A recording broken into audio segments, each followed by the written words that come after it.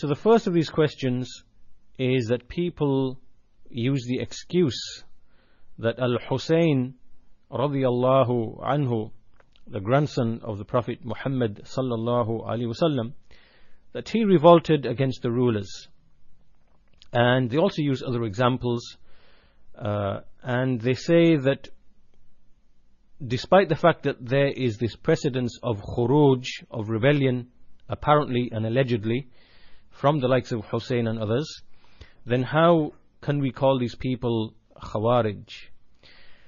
And so the answer to this doubt is that these people don't really understand, or this doubt is created and used because the historical background with respect to what happened with Hussain and how he was eventually killed, this is not really understood that well by the one who's making the claim, and of course the person who's unable to provide the historical background, then he will not be able to deal with this issue either. So in order to clarify this, then we have to really give some history. It's really a history lesson through which it becomes very clear that this claim and this shubha is false. So we say that after the passing away of Muawiyah radiyallahu anhu, and Muawiyah was ruling in Sham, and when Yazid, who is his son, he took power, Yazid, he sent many of his messengers and his ministers to different places, asking that the people come under his obedience, asking them to give the pledge of allegiance. And so what happened is that most of the companions, the senior companions who were present, they accepted this, and they came under his obedience, and they came under his authority, and they accepted the pledge of allegiance. However, there was a number of companions from them, Al-Hussain and Ibn al-Zubayr. They didn't accept this, and they had whatever reasons they had not to come under the authority of Yazid. So that's the first point, that Al-Hussain did not give the pledge of allegiance to Yazid.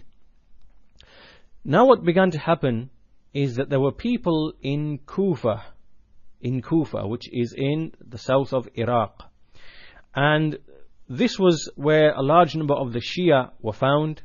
We mean by Shia those who were partisan to Ali radiyallahu anhu, in the sense that they took the side of Ali in the various tribulations that had taken place. And so what they began to do is that they would start writing and sending letters to Al-Hussain whilst he was in Mecca. And they would say to him that if you come to us, we promise to give you obedience. We will give you obedience, come and become our leader. So Al-Hussain was receiving these letters from these people, and so what he did was he sent a person to go and investigate the issue, to see what the situation is in Kufa. So he sent a person by the name of Muslim bin Aqil. He sent him to go and to check out the situation before he himself leaves for Kufa. So when Muslim bin Aqil, he went to Kufa, he was given a pledge of allegiance by thousands and thousands of people. In some narrations it says 15,000, in some other narrations it says 18, in some narrations it says more than this, 30, 40,000. However, a very, very large number of people, they gave Muslim bin Aqil the pledge of allegiance.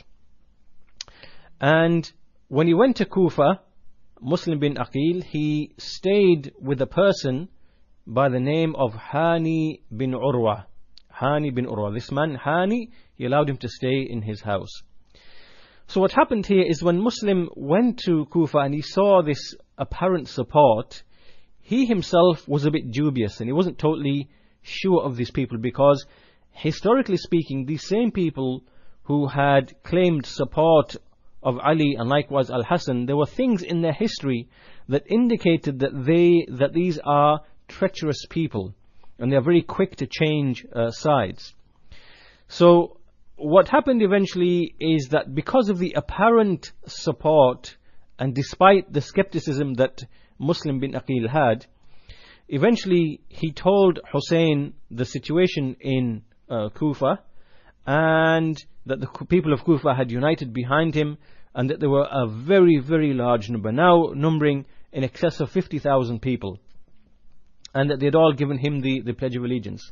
So upon hearing this news, Al-Hussain radiallahu anhu, he then set off for Kufa.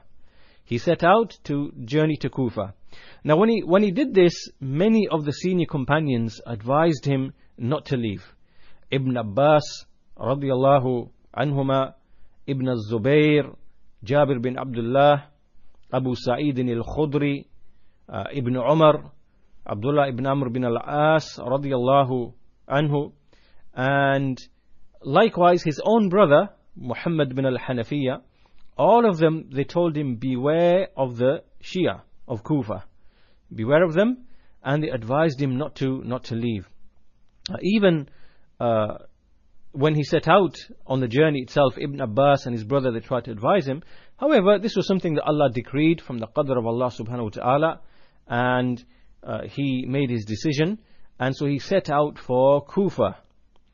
Okay, now if we go back to Kufa and we see the situation there, we find that when Yazid, when he came to know what was happening in Kufa, he sent an army general called Ubaydullah bin Ziyad, and he sent him to Kufa.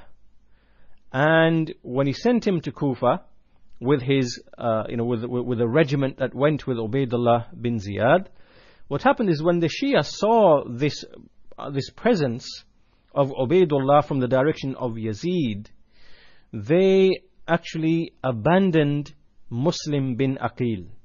Muslim bin Aqil meaning the representative of Hussain, whom they had given the Pledge of Allegiance. So out of fear, they quickly abandoned him, and essentially they changed sides. And so the Shia deserted Muslim bin Aqil, and likewise a few other people who had hosted Muslim bin Aqil. Then what happened, they were actually killed. Muslim bin Aqil was actually killed by Ubaydullah bin Ziyad, but before he was killed, he managed to send a letter to Hussain. And so this letter reached Hussain, and in this letter it was stated that the Shia have abandoned us, meaning Muslim bin Aqil and Hani bin Urwa, and you should not come to Kufa, and wherever you are, you should turn back. You should turn back, and there is no blame upon you. So when this news reached Hussain, then many of the people who had come out with Hussain, aside from his family, they all began to depart, they all went their own ways, and they all went back to wherever they came from. And eventually there was only really Hussain, the fewest of his closest companions, and just his own family, his wives, his offspring. And this is what happened. So then what happened is they turned away from going towards Kufa, and they turned in another direction, making their way towards Karbala. And this is in the direction of Sham. So it indicates that Hussain was moving towards the direction of Sham, and perhaps he was intending to go to Sham, perhaps to resolve matters with Yazid. But this is the direction that he went with. He went towards Sham in the direction of Karbala, which is also in Iraq. Now as he was going to Karbala, and obviously he learned of the desertion and the treachery of the Shia, there are many narrations which are reported from him, even from the Shia books. Even the Shia themselves, you will find this written in their books, how he spoke about them with lots of negative words. He called them taghuts, he called them criminals, he called them those who throw the books behind their backs, he called them those whose bellies are filled with haram. And he mentioned all of these things, and these things you will find in his sermons that were given in this period, and they are documented in the Shia books. Now it's at this point when Ubaydullah bin Ziyad, he came, and in fact Ubaydullah bin Ziyad, who remember went to Kufa, he sent one of his delegates called Amr bin Sa'ad. So he went to Hussain, and they had a discussion, And Hussain said to him, there are one of three things, and I implore you, let me take one of these three options. So he said to him, either you take me to Yazid, and he said this because he wanted to resolve things with Yazid, or number two, that you let me go back to Mecca, to the Hijaz, or number three, you just take me to one of the border regions, the port or the border regions of the Muslims, in any location, and he will happily remain there. So he gave these three options. However, these three options were not accepted by this army general, Ubaydullah bin Ziyad, and eventually it led to a battle. Now the people who were involved in that battle were a group of the Shia from Kufa, those Shia who originally had pledged support to Muslim bin Aqil, but who acted treacherously and deserted him. So this man, Amr bin Sa'ad, who was sent by Ubaydullah bin Ziyad, he brought with him a small group from Kufa, and they were Shia. And the head of them was a person called Shammar bin Dhil Jawshan. And this was the man who eventually killed Hussain radiallahu anhu, and many of the sons of Ali bin Abi Talib, and from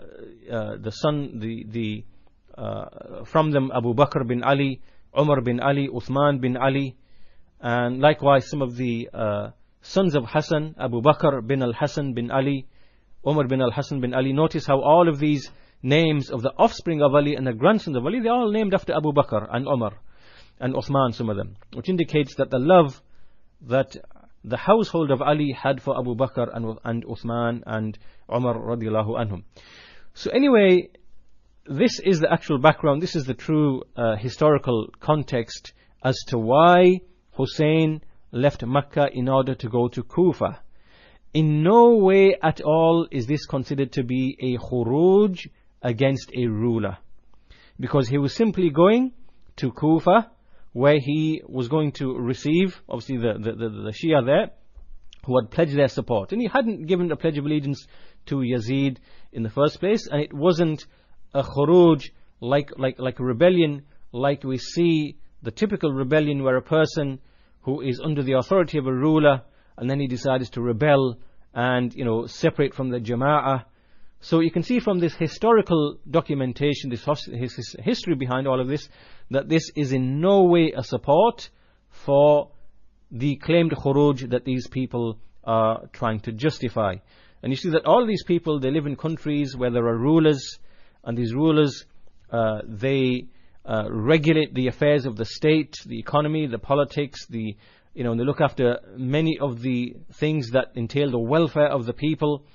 And they are trying to justify khuruj against the likes of these rulers. And this has no comparison whatsoever to the incident involving Al-Hussain radiyallahu anhu. So the way to refute this doubt is basically to read up on the history and to understand the historical background. And you can actually, there are articles which deal with this in some detail. You can go to the website on the Shia. If you go to salaf.com, you'll find a website on the Shia, shia.bs, and in there you will find an article which establishes that the Shia of Kufa were the ones who were treacherous, and they were involved in the killing of Al-Hussain radiyallahu anhu. And in that article you will find a summary of the history as I've explained it to you. So refer to that, and this is the way with which you repel and refute this doubt. So this is the first question. The second question